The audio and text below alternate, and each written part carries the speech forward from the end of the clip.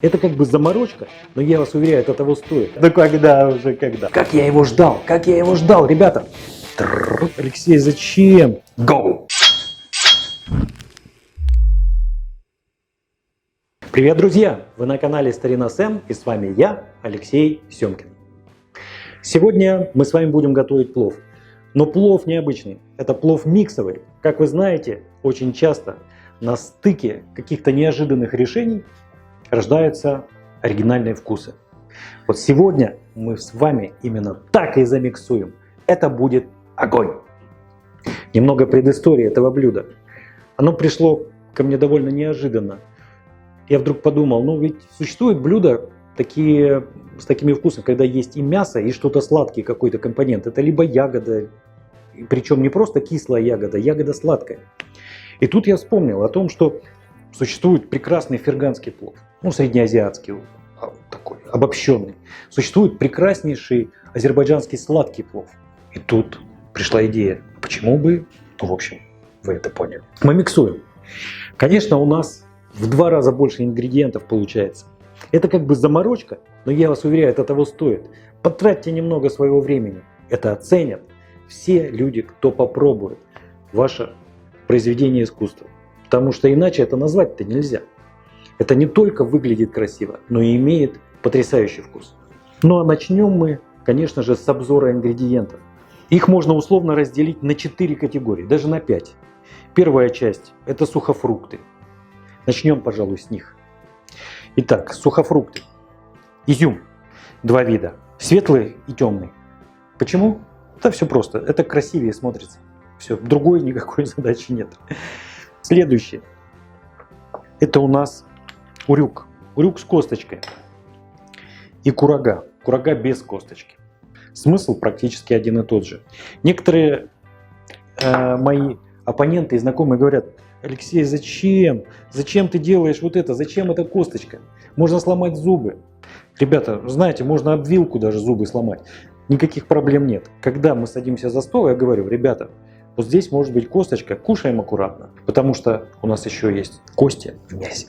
Следующий важный ингредиент среди сухофруктов – это так называемый кизил. Ну, тот, кто видел когда-то в своей жизни кизил, конечно, он поймет, что это ни разу не кизил. На самом деле, это помидоры черри, засахаренные и высушенные.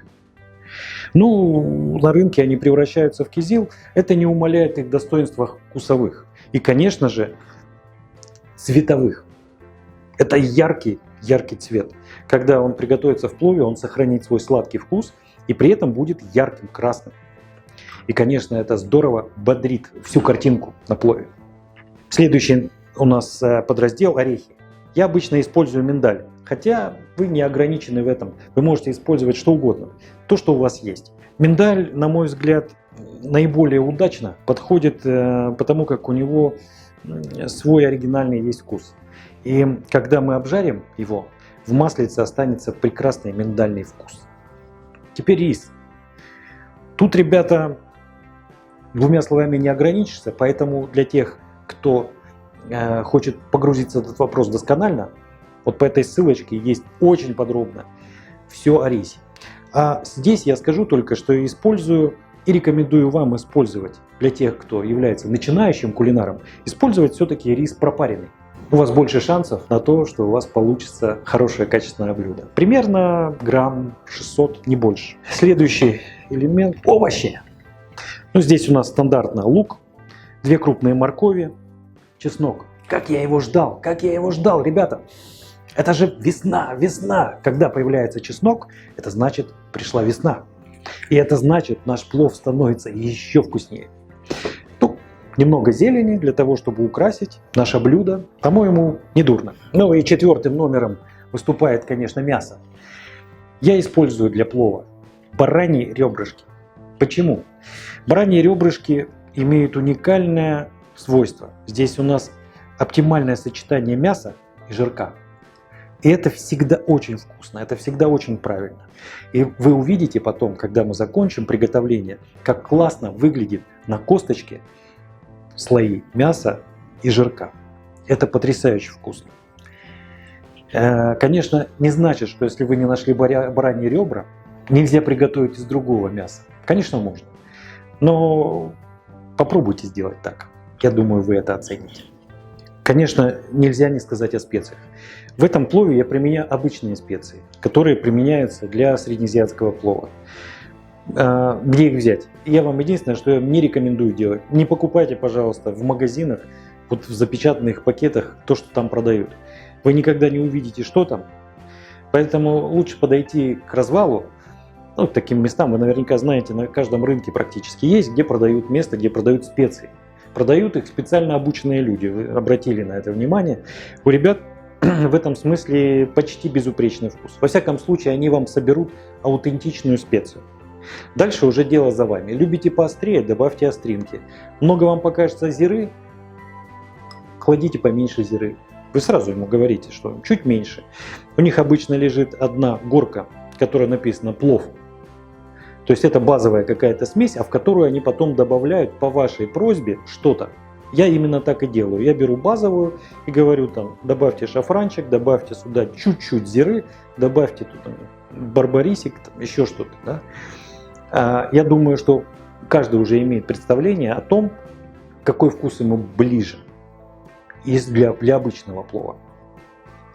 Вот. А если у вас нет этого представления, ну, начните с чего-то. Доверьтесь продавцу, и он вам сделает аутентичный совершенно рецепт вот этих вот потрясающих специй. Я, собственно, за это вас агитирую активно. Не волнуйтесь, что у нас есть сладость и будут вот эти специи. Уверяю вас, ничего страшного. Я еще забыл про один секретный ингредиент. Это называется томат. Вы его, конечно, не купите в магазине. Особенно, если вы живете где-то в центральном регионе. Это древнерусское искусство, элемент древнерусского зодчества. Оно сохранилось только на юге России в основном. То есть, что это такое? Это что-то среднее между томатным соком и томатной пастой, но только лишь домашнего приготовления. Вот эту вкуснотищу готовит для меня моя теща Надежда Александровна, для нас, для нашей семьи. И я, конечно, бесконечно благодарен за это, потому что мой плов без вот этого томата был бы совсем другим. Ну а для тех, у кого нет возможности получить такой презент от тещи, такой классный подгон, есть простой выход. Вы можете использовать либо томатный сок, который вам нравится, он просто не должен быть очень сладким и должен быть близко к помидорам. Либо сейчас довольно много продается помидоров в собственном соку, без кожицы единственное, порезанные кубиками, там, всевозможные варианты. Это итальянские, хорватские, российское производство, все что угодно. Но это того стоит, это обязательно нужно на этом заострить внимание. Я заостряю ваше внимание на этом. Элемент помидорный должен быть очень близко аутентичным. А теперь мы приступим к производству заготовок для нашего плова. Итак, друзья, начнем мы, пожалуй, с подготовки риса. Это первое, что нужно сделать. Я его пересыплю в более большую емкость и залью его водичкой. Пока мы делаем остальные заготовки, наш рис напитается водой и освободится от лишнего крахмала. Это нужно нам для того, чтобы плов у нас был рассыпчатый. Так, отставляем его на замачивание. Теперь нам нужно замочить сухофрукты. Крупные сухофрукты мы с вами сложим в одну емкость, а мелкие сухофрукты, конкретно изюм, положим в другое место. Заливаем водичкой.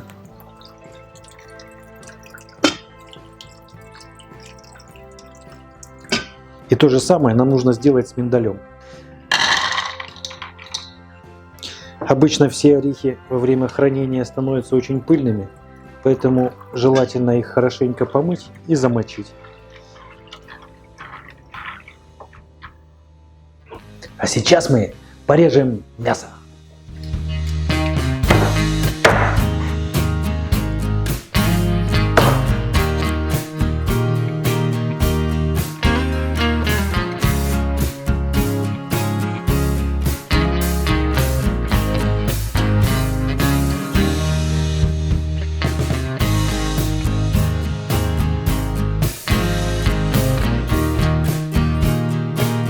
Так, ребята, по поводу мяса. В нашем случае размер имеет значение. О том, как рубить, как разделывать. Ну вот в моем случае ребрышко мы делаем длиной 5-6 сантиметров. Больше не надо. Когда начнется термообработка, мясо стянется, с двух сторон у нас косточка оголится немножко. Это будет классно смотреться. Ну и опять же, видите, соотношение мяса и жира. Это просто фантастика.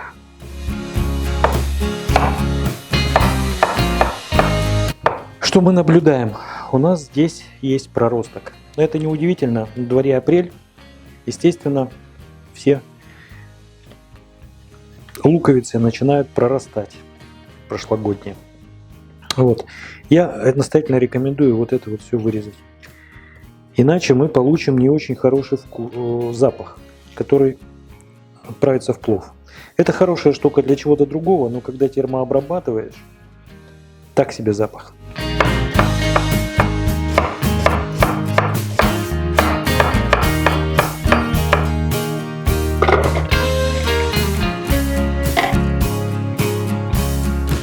Так, теперь режем морковочку.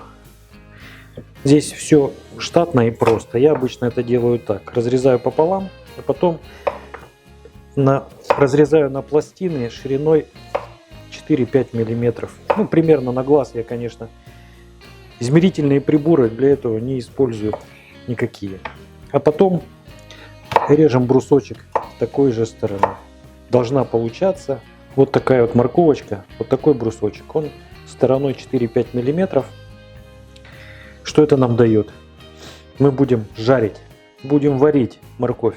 Если этот кусочек моркови будет слишком тоненький, он развалится и превратится в кашу. Мы этого допустить не должны. Морковь должна сохранить свою форму до конца приготовления.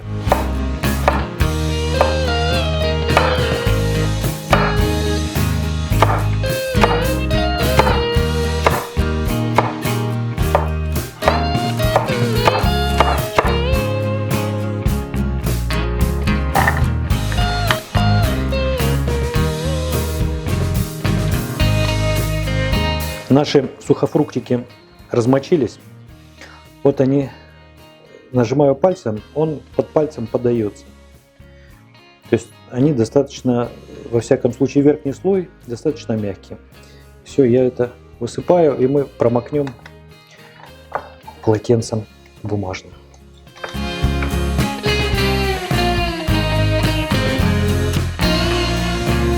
Значит, чуть-чуть впитала влагу. Так, мы еще чуть-чуть промокнем. Высушивать досуха заново не нужно, конечно, это все в неизменном виде. Урюк и кизил, так называемый, мы кладем в мисочку, приготовим его к погружению в масло. А курагу мы чуть порежем, потому что она довольно крупная, хотя бы пополам.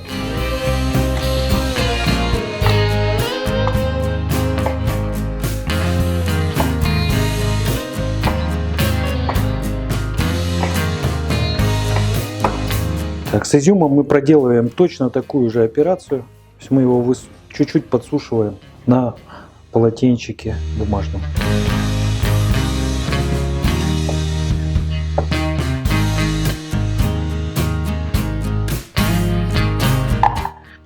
Вот очень красиво смотрится, когда изюм в масле. Вот сейчас он такой сморщенный, а в масле, когда он начинает кипеть, он прямо на глазах раздувается и шариками такими становится. Ну что ж, друзья, у нас все готово для начала приготовления, и первыми в кастрюлю отправятся сухофрукты. И несколько слов о кастрюле. Обычно я, конечно, готовлю, у меня есть такой секретный чугунок с антипригарным покрытием, но он небольшого объема. Сегодня у нас достаточно объемный плов, и поэтому я буду использовать вот эту кастрюлю с толстым дном. Я буквально пару слов о нее скажу. Она, конечно, не как казан, но я вам скажу, что не хуже в ней получается именно за счет толстого дна. Ну и здесь зато прозрачная крышечка, будет интереснее наблюдать за тем, что там происходит. Начинаем разогрев кастрюльки. Как вы понимаете, когда в ней нет воды, в ней можно что-нибудь пожарить. Для этого нам потребуется масло. И для обжарки наших сухофруктов мы будем использовать сливочное масло. И можем туда немножечко добавить растительного. Go!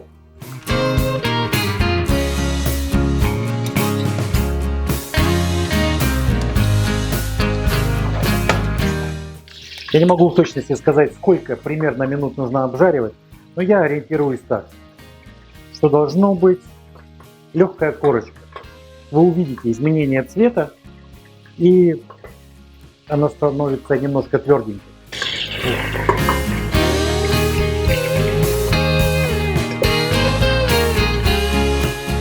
Начинает проявляться запах. Это волшебный запах. Сливочно-фруктовый. Это такие, знаете ли, булочки. Булочки, такая хорошая выпечка, ароматная. Все. Бачок подрумянился, значит нужно снимать. Откидываем это в отдельную емкость. Высокая температура. Надо убавить сейчас. Так, теперь изюм отправляем в то же самое масло. Надувается. Из сморщенного превращается в надутый. Изюмчик мы буквально пару минуток, вот чтобы он расправил плечи, что называется. Видите, какой он стал кругленький. Уже похож совершенно на виноград. Изюмом уже его как-то и не назовешь.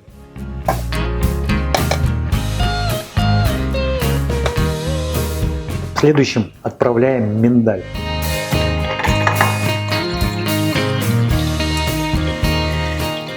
Миндаль тоже поджариваем до румяного бачка, не пережариваем.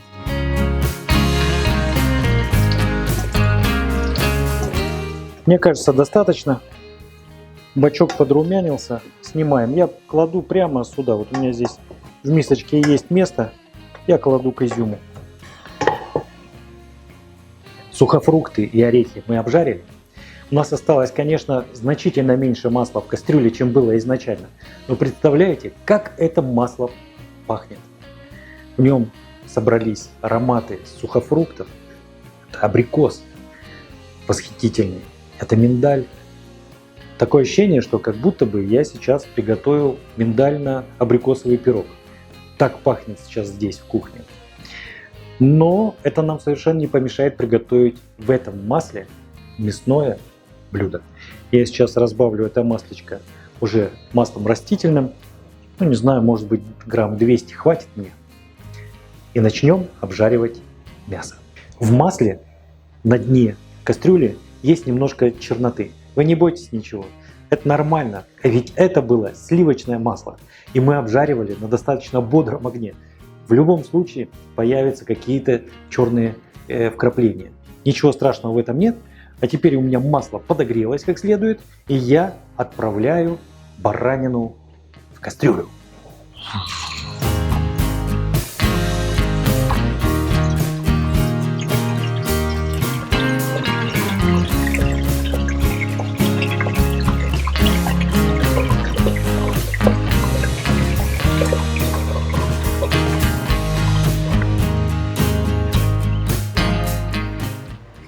Добиваемся золотистой корочки на кусочках мяса. Вот этого уже достаточно такого. Мясо должно быть именно поджаренным. И пока мы не добьемся этого состояния у мяса, не следует добавлять ни морковь, ни лук. Я достиг необходимой консистенции обжарки. Видите, то есть мы ее не дожариваем до конца. Мы просто на бодреньком огне добиваемся наличия вот такой золотистой корочки. Хотя бы с одной стороны. Но если с двух, вообще классно. Все, у меня в основном на всех кусочках это присутствует. Пришло время засыпать морковь и лук. Первым идет морковь.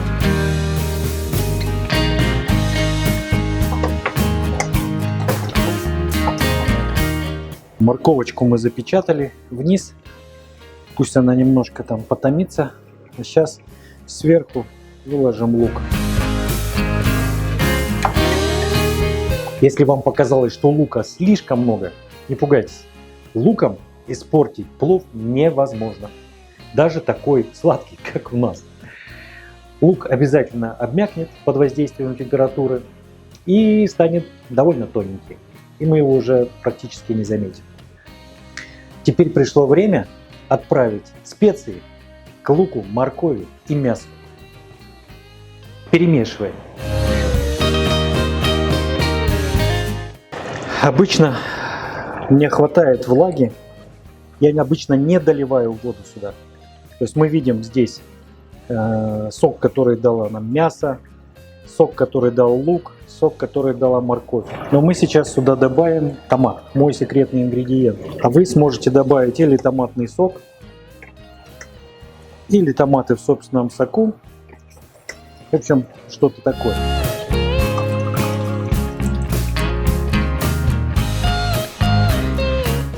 Я обычно перемешиваю после этого.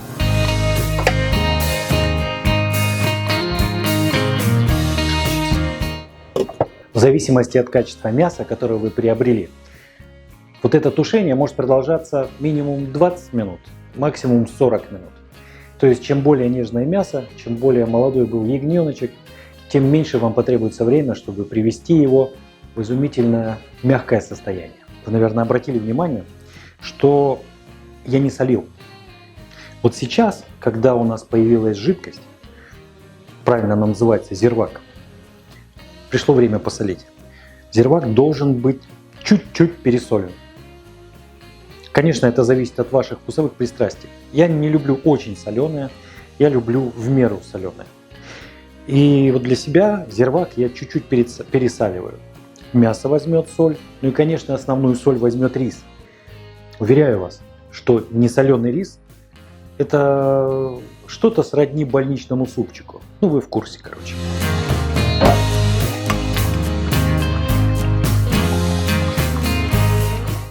Я думаю, что вот на такую кастрюлю мне потребуется, наверное, ну, минимум 1,5 ложки. Минимум 1,5 ложки, почти первая ложка с горкой. И я не боюсь, что я пересолю.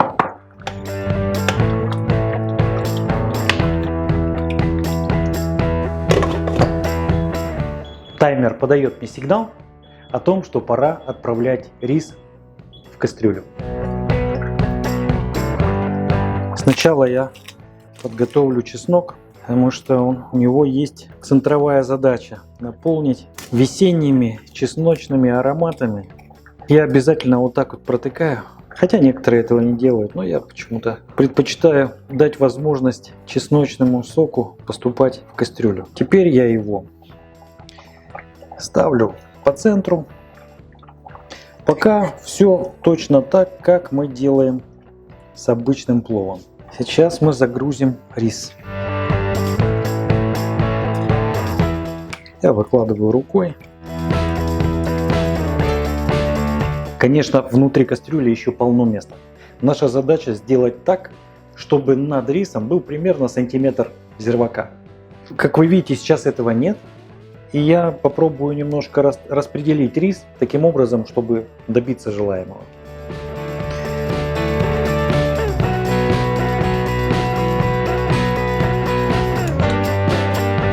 Накрываем и ставлю на полную, чтобы бульон закипел.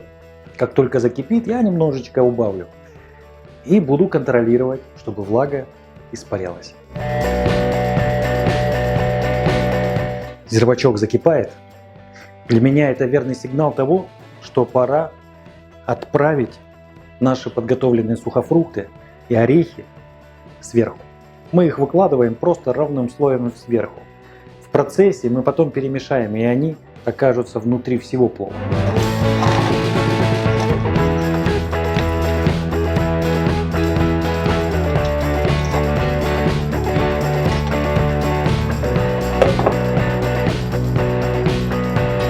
С того момента, как плов у нас закипел, уже с рисом, с нашими орехами и сухофруктами, с этого момента потребуется то время, на которое предназначен рис для готовности. На моем рисе это 20 минут, поэтому я выставляю таймер на 20 минут. За это время я буду обязательно посматривать, чтобы влага испарившись внизу, не скопилось наверху. Я буду все время плов протыкать, обеспечивать движение влаги сверху вниз. Это очень важный момент. Иначе снизу у нас все подгорит. И поймите, что никому, это уже будет не плов, это будут угольки, никому вкусно не будет. Но мы будем за этим внимательно наблюдать.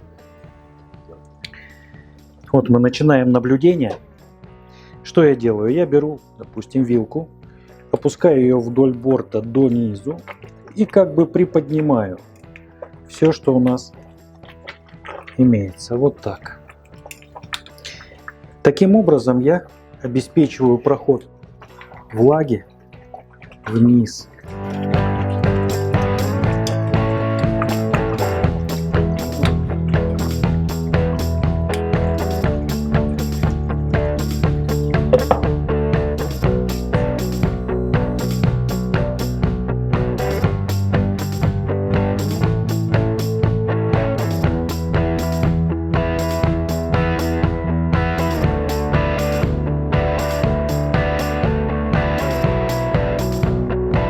Плов по времени приготовился, но я еще обычно даю ему возможность какое-то время постоять. Я его утепляю сверху полотенцем на крышку и оставляю его на 20, 30, 40 минут. На самом деле, нет, на самом деле я его наставляю настолько, насколько позволяют мне мои голодные товарищи, которые вокруг меня собираются и говорят: ну когда уже, когда? Ну что ж, друзья, 20 минут прошло, ожидание было томительным, я вышел на улицу, потому что мы уже здесь немножко принюхались и как бы не ощущали всей гаммы ароматов. Но когда ты заходишь со свежего воздуха, вот эта вся гамма ароматов, которая наполнена, витает здесь в воздухе, она сразу же, она ощущается очень ярко, очень ярко. И барабанная дробь.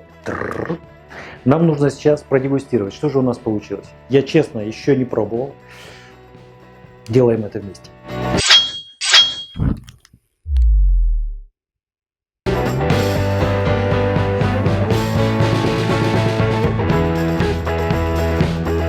Раз, два, три. Так, что мы здесь наблюдаем? Ну, достаточно рассыпчатая вся эта масса. Начнем ее загружать потихонечку. Ну вот начнем с мясца. Вот он, орешек. Я просто хочу всего положить, чтобы попробовать все, что же у нас вышло. Изюмчик, пожалуй, хватит. Я еще самую капельку вот здесь вот так вот чуть-чуть кинзы. Хотя на самом деле на любителя не обязательно. Начну, пожалуй, с мяса, потому что мясо делает все остальное блюдо. По внешнему виду баранина была исключительной. Я думаю, и вы тоже этого заметили. Не часто получается так купить такого качества мяса.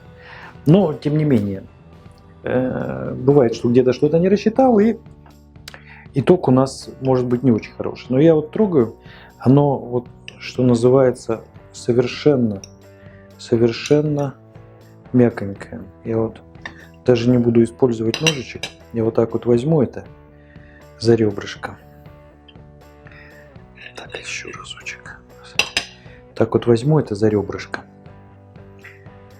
Ладно, с Богом. Ребята, это то, что я ожидал. Это вот то самое, вот то. Когда оно, жирочек, мяско, все это соединяется у меня во рту. Повезло. Повезло с бараниной. 100%. Так, теперь пришла очередь риса. Внешне я вижу, что он полностью готов. Ну и по вкусу тоже абсолютно. Да. Вот интересно получилось, что и классические специи для плова, и в то же время я чувствую аромат абрикоса. Это здорово. Это здорово. Вы знаете, единственное, мне чуть-чуть не хватило соли. Вот самую малость.